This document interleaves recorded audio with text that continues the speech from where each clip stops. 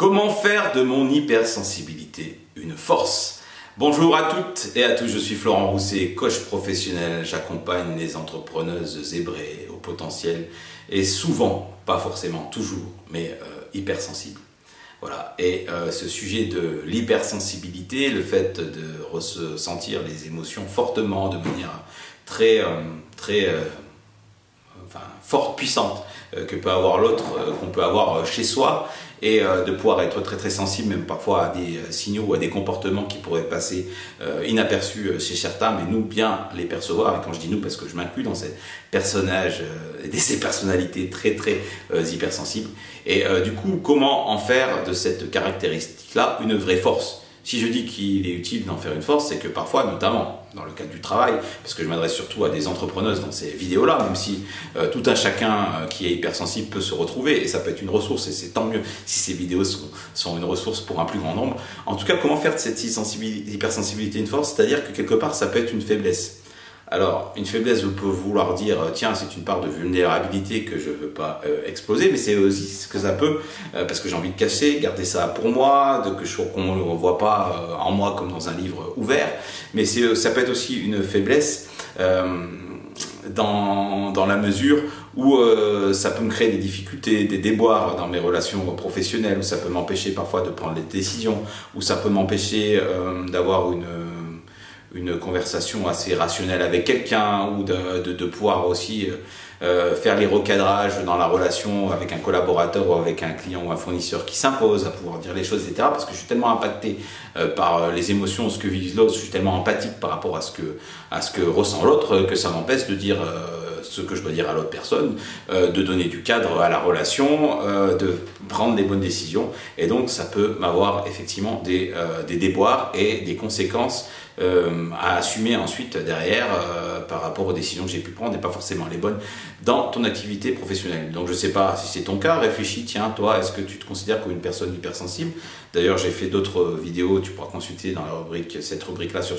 sur ma chaîne YouTube pour pouvoir situer dans ces personnes hypersensibles. Mais si tu regardes cette vidéo, c'est que tu t'interroges sur ton hypersensibilité et tu te demandes vraiment si tu la mets au bon endroit, si tu mets le curseur au bon endroit et si tu en fais une véritable ressource. Alors, c'est une force.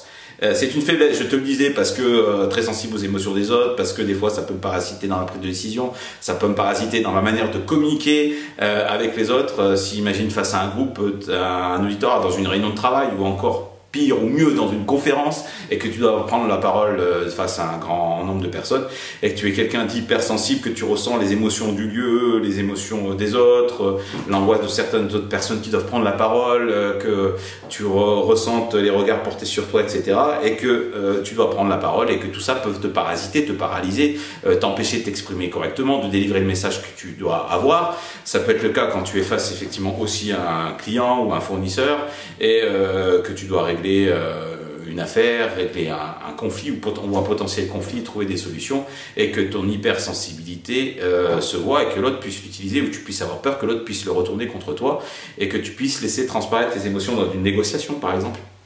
Donc il y a tant de cas de figure et tant d'exemples que je pourrais citer sur le sujet. Alors la bonne nouvelle, c'est que effectivement tu peux en faire une force. Tu peux en faire une ressource principale. Il faut arriver à développer pour cela ce que j'appelle l'intelligence, et bien d'autres appellent l'intelligence émotionnelle. C'est-à-dire que cette hypersensibilité-là, cette stimulation, cette réceptivité que tu as, c'en est une force dans la mesure où c'est une information qui t'est donnée. Donc tu as un signal qui t'arrive, et des signaux très faibles, des fois, que tu peux déceler. Telle personne, voilà, sent pas très bien. Je vois que dans le groupe là ça fonctionne pas, là il y a un non-dit, là c'est pas très clair sur ce sujet-là. Je suis en train de percevoir que là dans cette négociation-là, il y a peut-être un loup, il y a un point de vigilance à avoir, il y a un point à questionner sur lequel la personne est passée très vite, où je sens que cette personne n'est pas congruente avec ce qu'elle dit, et qu'elle est pas ajustée à certains endroits, et que c'est pas clair, c'est pas ok pour moi, et j'ai envie d'aller creuser. Donc ça donne de l'information. Ou toi, tu te ressens aussi, tu sens quelque chose à l'intérieur qui dysfonctionne, un petit grain de sable, et d'écouter ce petit grain de sable de l'hypersensible peut te donner, est une ressource, une pépite d'or en fait, une véritable information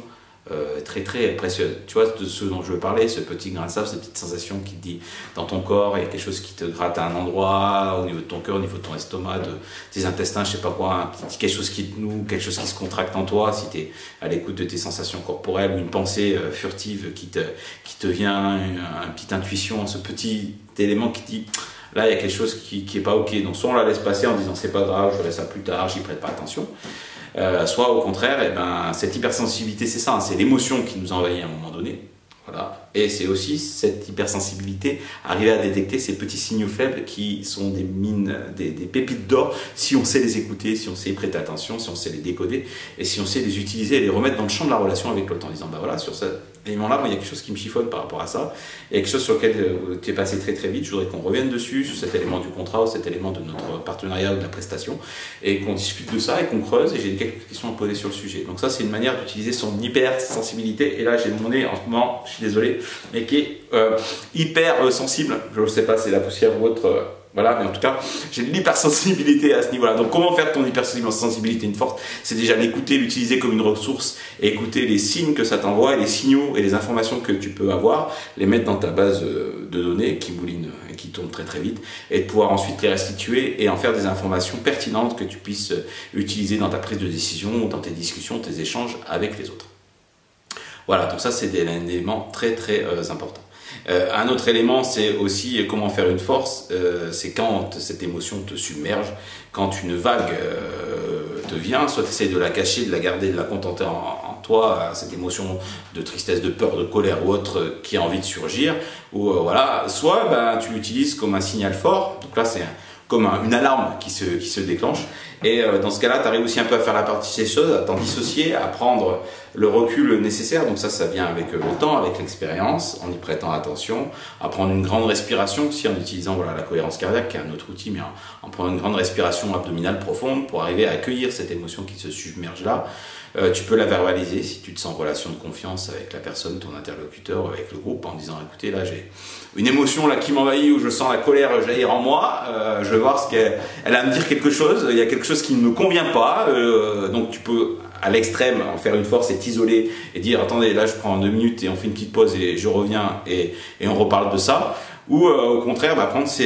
l'exprimer pour déjà le verbaliser, ça va permettre de calmer cette émotion qui t'envahit, qui te submerge, de le mettre dans le champ de la relation avec l'autre et de pouvoir ensuite l'exposer et peut-être qu'en disant voilà, je sens ce stress là qui gagne l'équipe ou qui gagne voilà, et bah, je vous en fais pas parce que j'ai pas envie d'être dans une situation stressante, je voudrais voir comment c'est pour vous. Et simplement ça, avec cette intelligence émotionnelle, cette capacité à reconnaître ton émotion, à la verbaliser si tu te sens confiance avec tes interlocuteurs, à l'accueillir, à le remettre dans le champ de la relation, c'est une ressource que tu vas utiliser, une force que tu vas utiliser pour pouvoir être mieux en relation avec les autres, pour avoir une meilleure relation, pour pouvoir mieux communiquer, mieux manager, mieux gérer et pour pouvoir développer cette intelligence émotionnelle qui va te permettre d'être une meilleure entrepreneuse ou une meilleure manageuse. Voilà ce que je voulais partager avec toi dans cette vidéo, comment faire de ton hypersensibilité une force. Je t'ai donné quelques clés, donc j'espère que cette vidéo t'a plu. N'hésite pas à le dire en le manifestant par ce petit pouce, à t'abonner à cette chaîne et à laisser